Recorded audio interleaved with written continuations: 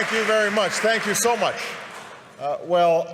I'm so grateful to be a recipient of this award and to be keeping such extraordinary company.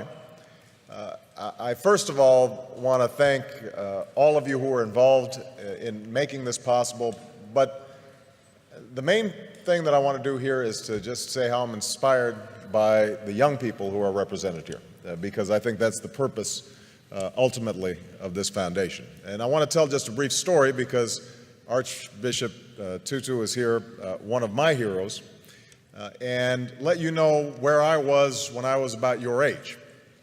I'm really dating myself now, although I'm also dating the Archbishop, because back in 1979, I was a freshman in college at Occidental College in California.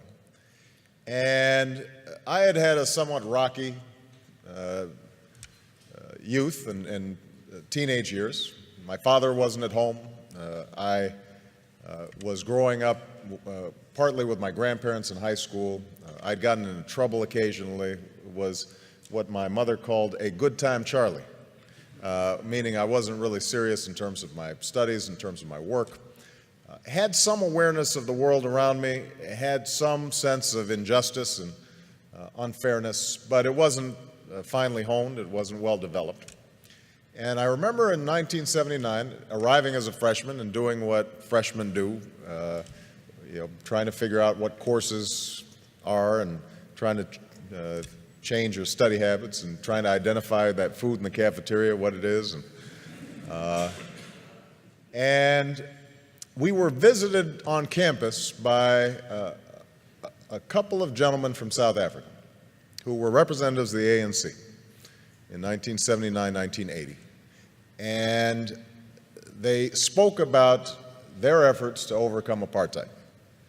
And for about an hour, myself and a group of students listened to these young men who were not much older than we were describe the extraordinary struggles they were going through, the sacrifices that were being made, people who were enduring jail and torture and beatings because they had a sense that somehow, some way, justice would prevail. And that brief meeting, I think, in some ways changed my life, because what it told me, first of all, was that ordinary people can do extraordinary things when they're given an opportunity.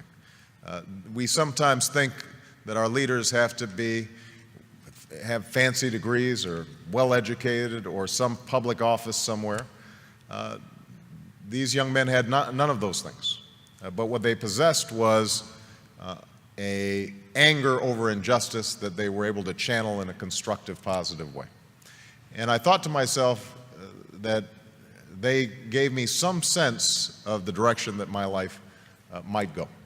And so I became active in the anti-apartheid movement on campuses. And I'm not sure we were particularly effective. As I recall, Occidental College continued to refuse to divest despite the various protests that we organized as students. I transferred to Columbia, and there was similar resistance on Columbia's campus.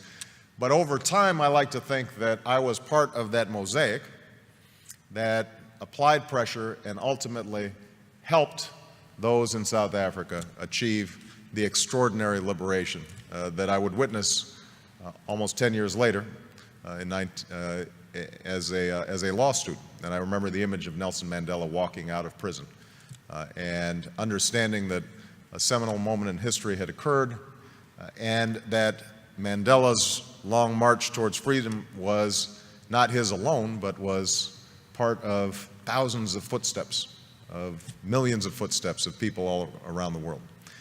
And I trace back me getting involved in politics to that moment, because as a consequence of that organizing on a college campus, I became a community organizer. As a consequence of a community organizer, after going back to law school, became a civil rights attorney.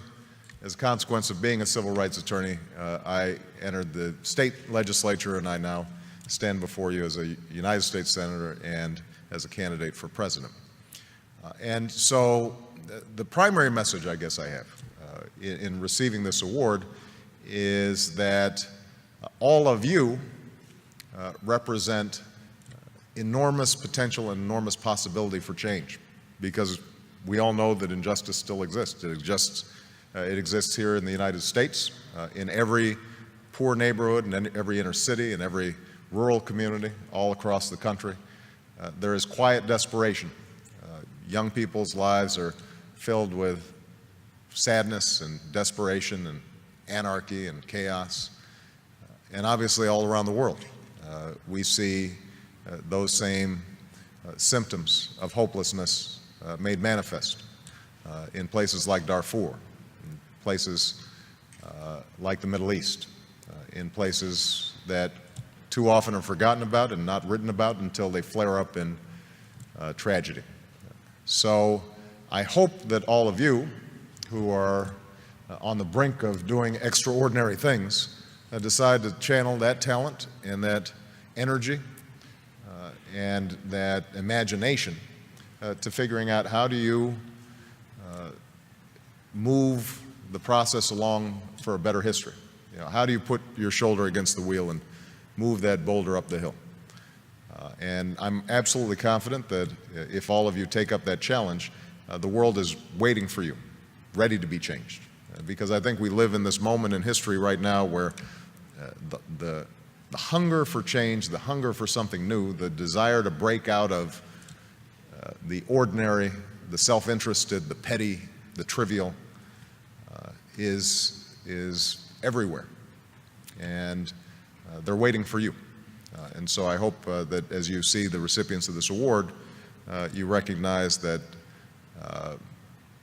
it's actually more of a tool to give you a little spark and drive you in the wonderful directions that I hope your lives take in the years to come. So thank you very much.